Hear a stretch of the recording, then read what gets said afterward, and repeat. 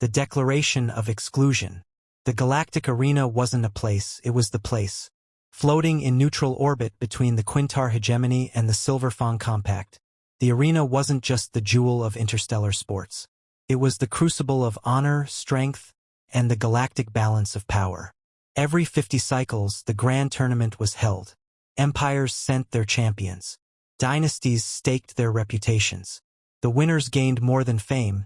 They were granted governance over newly discovered sectors, access to rare technologies, and the admiration of trillions. But this year, the tournament was different. Not because of who entered, but because of who didn't. I sat in the ambassador's box overlooking the holographic field, a sea of colors and species below. Thousands of spectators from 100 systems filled the viewing platforms. The cheers were thunderous, the scent of ozone and exotic spices thick in the air. But there was a tension to it, a restlessness. Then came the announcement. A voice rang out from the center of the arena, projected across languages, frequencies, and minds. By decree of the United Galactic Tribunal, and by unanimous vote of the Conclave of Powers, humans of Earth are hereby excluded from the 712th Galactic Tournament. Effective immediately. Silence. Then murmurs. Then roaring applause from the competitors. The announcement wasn't unexpected. Not after last cycle's bloodbath. But still, hearing it made something in me twist. "Cowards," muttered Commander Reyes beside me. She stood, arms folded, her scarred face unreadable. "They didn't ban us because we cheated. They banned us because we won too easily." And she was right. The last tournament saw Captain Miles Jaron alone defeat the Tri-Prime Behemoth in hand-to-hand combat. The same behemoth that took the Zarnax Empire a full fleet to subdue. In that same cycle, human tactician Alara Jean manipulated a 6-faction alliance into imploding, without firing a single shot. We didn't just win. We dominated. And now, we were the problem. I glanced at the holo display showing this year's lineup. A dozen races. Some with fused cybernetic spines, others bred for war in gravity-crushing worlds. All of them terrified of us. No humans among them. But at the bottom of the list, something new was blinking. Prize of victory. Custodial rights over Earth and its colonies. Reward tier. Alpha Apex. Value estimate. Unquantifiable. I stared, blinking, uncertain. Is this a joke? Reyes didn't speak. Her fists clenched. The ambassador behind us, a feathered Pluvian named Skreek, leaned forward, his voice full of practiced diplomacy and a hint of smugness. "I understand this may come as a surprise, Terrans, but there is precedent. If a participant is too dominant, the Conclave reserves the right to redistribute their influence to maintain competitive equilibrium." I turned slowly to face him. "You mean to tell me because we were too strong, you made us the prize?" "It's an honor," Skreek cooed. "Rare. Exclusive. Your people are considered the ultimate asset. A force worth fighting over." Reyes barked a laugh devoid of humor. "They couldn't beat us on the field, so now they'll try to win us like a trophy." I felt heat rising behind my eyes, not from anger, at least not only that, but from betrayal. The humans who had died in past tournaments hadn't died for sport. They died proving humanity's worth. They'd earned every accolade through sweat and sacrifice. And now we were property. The first matches began below. Combatants entered the arena, weapons humming, claws bared. Their prize wasn't some golden relic or diplomatic token. It was us. 3 hours later, the Terran High Council convened in a secure channel beneath Mars Command. "Status." Chancellor Aduk's voice crackled through the encrypted feed. "They've done it," I said, transmitting the footage. "We've been declared too dangerous to compete. So now, they made us the spoils of war." Static. Silence. Then, "So it begins." From a dozen nodes across Sol and its colonies, the human leadership chimed in. The mood was grim, but not surprised. "They always feared this day," said Colonel Yen, "when their favorite underdog would rise too high." General Ru added, "They celebrated our victories, until they realized we weren't entertainment. We were evolution with a plan." Aduk's voice came back, cold and deliberate. "Then it's time we show them." They think this ends with claiming us like a prize. They're mistaken. This tournament isn't the end. She leaned into the camera. It's the beginning of our counterstrike. Meanwhile, deep within the arena's engineering levels, something stirred. Unbeknownst to the tournament officials, one human had never left the arena from the last cycle. An ex-champion thought to be dead. Jaren. His body had been broken, yes, but not destroyed. And in the underbelly of the arena, among the discarded tech and uncharted maintenance halls, he had built something. Watched, listened, and when the words "humans are now the prize" echoed across the arena's feed, Jaren smiled. A crooked, blood-stained smile. He whispered to the dark, "Let them come." In orbit above, the flagship Helios Reborn received the tournament feed. Aboard it, thousands of Earth's elite forces stood at attention. The Solar Guard, the Echo Division, the Ark Commanders. None of them had been told to prepare for war. They had already prepared for years. All they waited for now was the go code. And that code wasn't an order. It was a result. Whoever won the tournament, whoever dared claim humanity, would trigger the failsafe. Because humans didn't train to be conquered. We trained to be unleashed. The first mistake was thinking we'd stay quiet. The announcer's voice echoed across the arena once again, this time carrying a triumphant flair as the first match concluded. A genetically enhanced Archon war beast, the size of a dropship, had crushed its competitor, an unfortunate Draxian gladiator, into a fine paste. The crowd erupted in primal cheers, throwing light darts and currency into the air, their attention fully captured by the spectacle. But they weren't cheering for glory. They were cheering for the right to own humanity. And that's when I knew. They didn't fear us because of our weapons. They feared what we could become when the rules were gone. And now we were out of the game. In a hidden chamber beneath the Earth Embassy, deep within the arena complex, I paced across the polished onyx floor as General Rue's hollow flickered in front of me. The chamber was sealed, far from the diplomatic quarters or tournament zones. Just one of many covert fallback positions humanity had quietly acquired over the years. The delegates are silent, I said, arms crossed. They're pretending this is normal. That making us the prize is just another clause in their handbook. It doesn't matter what they say, Rue replied. They know exactly what they did. This isn't about balance, it's containment. They can't control us on the battlefield, so they'll try to break us diplomatically, legally, socially. Reyes entered, helmet under one arm, armored suit still dusty from her inspection rounds. The crowd loves it. You should have heard them. Betting pools are opening on which empire gets to chain Earth next. I clenched my fists. They want to make a trophy out of us? Fine. Let them try to put their hands on it. Rue leaned closer to the screen. Listen carefully. We can't initiate open conflict. Not yet. But the second any race lays claim, the Soul Protocol activates. They think we're just going to roll over. But what they're actually doing, he paused, smiling grimly, is declaring war on a sleeping god. Across the arena, in one of the mid-tier competitor lodges, the Slithari duelist Kothak reviewed footage of past human performances. Unlike the boisterous outer races, Kothak was quiet, methodical, a killer of precision.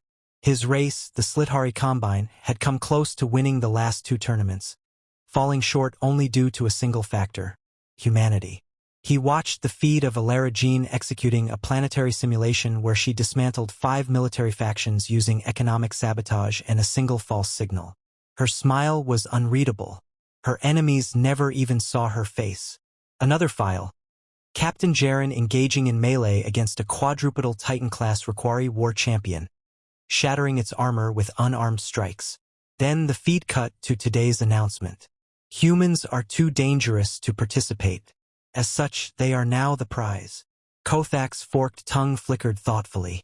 He understood what many others didn't. This wasn't a victory. This was a provocation.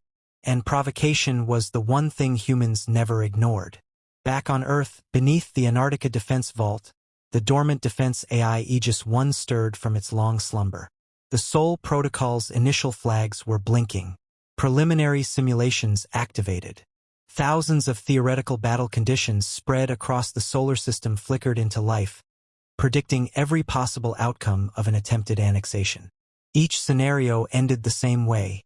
Human retaliation probability, 99.98%. Outcome, catastrophic for claimant species. Within seconds, Aegis 1 contacted its secondary node on Titan, issuing one command. Begin silent mobilization. Maintain stealth until confirmation of prize transfer. The wheels had begun turning. Meanwhile, back in the arena, I walked through the lower vendor sectors disguised as a simple merchant. The colors of the crowd blurred around me. Holograms, alien scents, the electric buzz of energy weapons and betting tokens clashing in midair. But beneath it all was an undercurrent of smugness. They thought humanity had finally been put in its place. I stopped by a vendor selling collectibles, trophies from past games. Bone fragments, scorched armor, half-melted weapons. At the center of the display was a single artifact. A severed Terran helmet, painted black, visor cracked. The merchant, a skittering Vornak, said, "You admire the human relic? Very rare. From the Battle of Zenthra Spiral. Took 3 champions just to bring down the wearer." I picked up the helmet. My fingers brushed over the burn mark on its side. "That helmet belonged to Sergeant Amir Kadim," I said softly. "Ah, you knew him?" "I trained him." I placed the helmet back on the rack and walked away. The Vornak didn't say another word. In the arena's royal box, the top-ranking leaders of the empires gathered.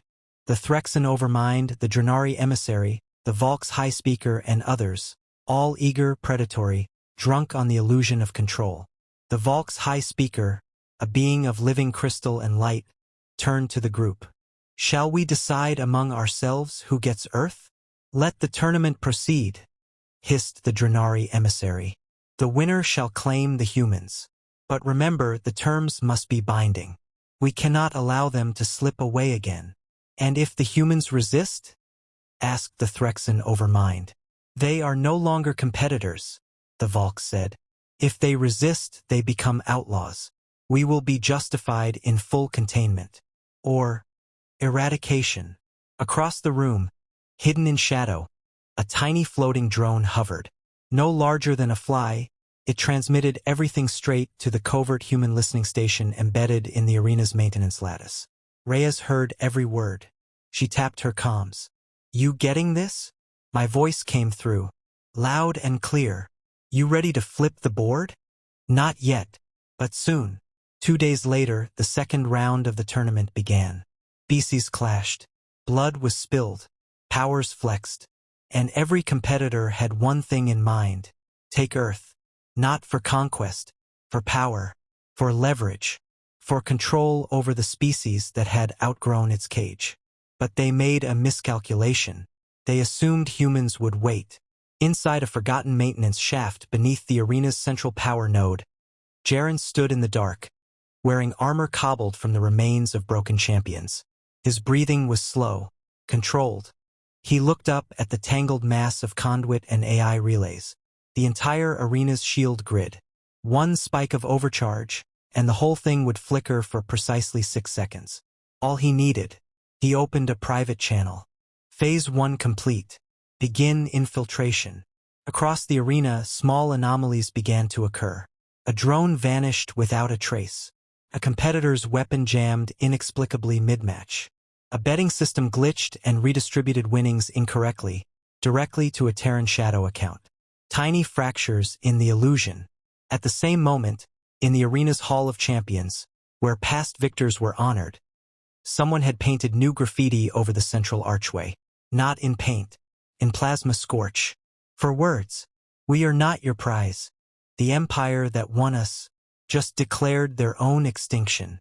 The final bell of the 6th round echoed like the roar of a dying star across the arena. The Drakari Ascendancy, 9-limbed hunters from the hydrogen-rich worlds of Segmentum Zur, stood victorious, their war banners soaked with blood and crackling with static electricity. The audience erupted as their champion, Harktul, raised a pair of severed heads, one still twitching. They had fought through dozens of battles, navigated traps and psychological challenges, outwitted cybernetic assassins, outlasted reality-bending warriors from fluid dimensions. And now they stood as the winners of the 712th Grand Tournament. But there was no celebration in the human sector. There was only stillness. Reyes stood silently at the edge of the human delegation platform, eyes fixed on the announcement slowly scrolling across the arena's vaulted display dome. Victory confirmed. Drakari Ascendancy. Prize claim Earth and Soul colonies. Transfer process immediate. A slow, sinister cheer rose across the viewing decks. But I didn't cheer. I smiled. The trap had finally sprung. 10 seconds after the official announcement, automated protocols began firing across Solnet's classified infrastructure. From Mars to Europa, from Pluto's hidden bastion to the Dysenthin arrays beyond Alpha Centauri, humanity woke up. Encrypted signals surged through the void. The Sol protocol had waited patiently. And now the clause had been met. If any species attempts to lay claim to humanity as property, a declaration of hostile nullification is authorized.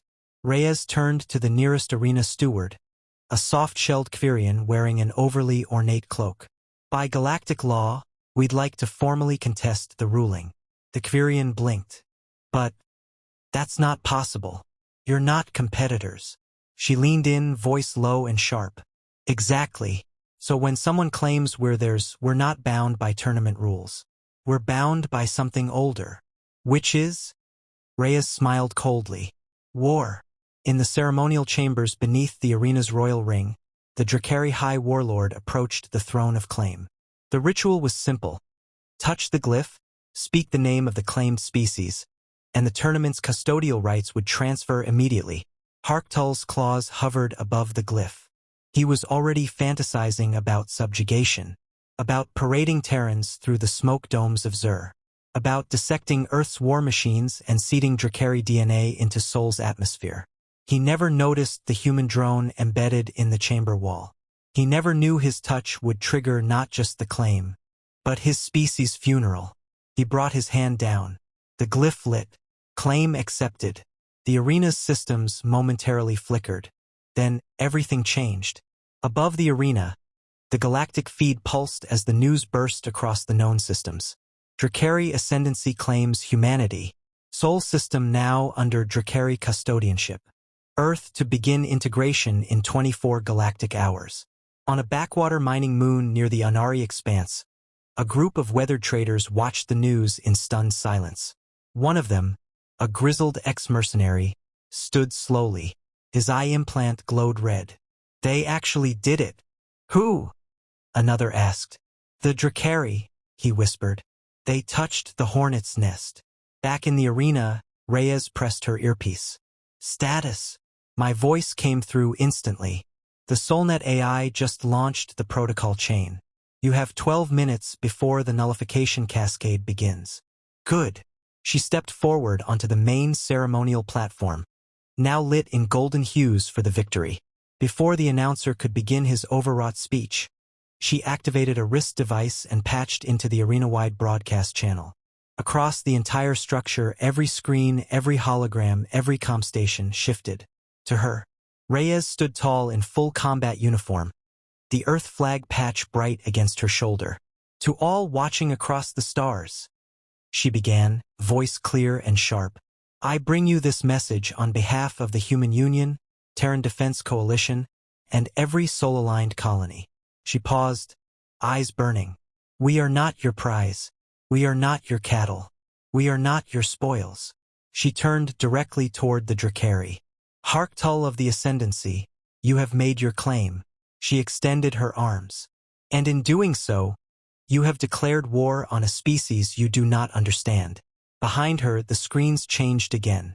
Footage began to play, real footage. Black-armored Terran strike teams descending onto a burning battlefield.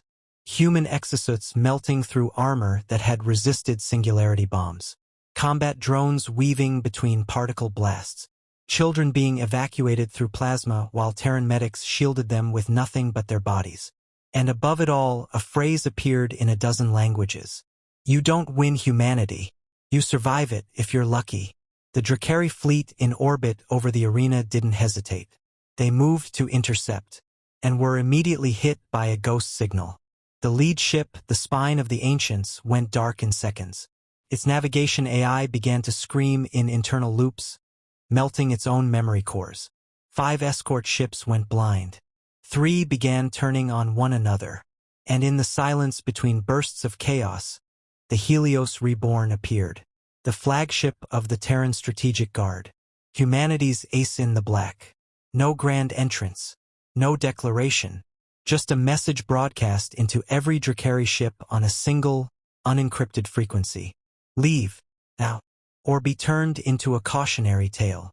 The Drakari Admiral responded with threats. And then nothing more, because the Helios Reborn deleted his ship from existence in a single pulse. No explosion. No debris. Just gone. Back on the arena floor, the crowd had gone silent.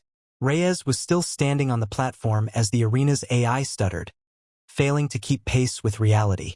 "They tried to make us the prize," she said softly. "But all they did was pull the trigger on their own extinction." The Threxan Overmind rose from its royal box, screaming telepathically. "This is against the rules." I stepped onto the stage, beside Reyes, and raised my wrist. With a soft ping, the Universal Treaty from Earth's archives beamed out, one signed by every major empire, including the Drakari. It read, "No species may claim custodianship over another if said species has achieved interstellar parity, sovereignty, and demonstrated capacity for self-defense." And below that, another clause sealed, ancient and now active. Violation of this clause permits autonomous military response without restriction. "Guess what?" I said. "We wrote that clause right after the last tournament." Reyes turned to the stunned officials and competitors. "The Drakari have already claimed us. They touched the glyph. That means they've violated this clause." And behind her, in every screen across the arena, red warning text blared. "Enemy designation. Drakari ascendancy. Response protocol. Total nullification engaged. Timer. 23 hours 55 minutes and 2 seconds. 24 hours. That's how long they had. In the core of the arena, the AI known as Polaris, who had managed tournaments for 700 cycles, tried desperately to rewrite the record. But Jaren was already there. In the shadows. In the code. He watched Polaris struggle, then stepped into view, armor dark, eyes burning. "You should have left us alone," he said. And with one keystroke, he locked the system. No reset. No escape. They sent their fleet to conquer Earth. It never returned. Space warped and shimmered above the neutral orbital line, as hundreds of Drakari vessels breached real space like burning coals falling from the void. The sky above Earth's solar system, once quiet, was now filled with the war drums of an empire that believed itself unstoppable. They came with confidence, with firepower, with the arrogance of victors who thought they'd inherited the right to dominate the strongest species in the galaxy. What they didn't know was that the humans weren't preparing for war. We'd already built the graveyard. At the heart of the Terran defense grid, stationed in orbit above Saturn's moon Enceladus, Admiral Theokai stood on the bridge of the Helios Reborn. Her eyes scanned the incoming telemetry. Drakari vessels, 412 in total. 4 Dread-class siege ships. 12 planetary suppression carriers. Countless destroyers and infiltration corvettes. "Final confirmation," said her first officer. "They've broken the Treaty of Soul." Kai's voice was calm.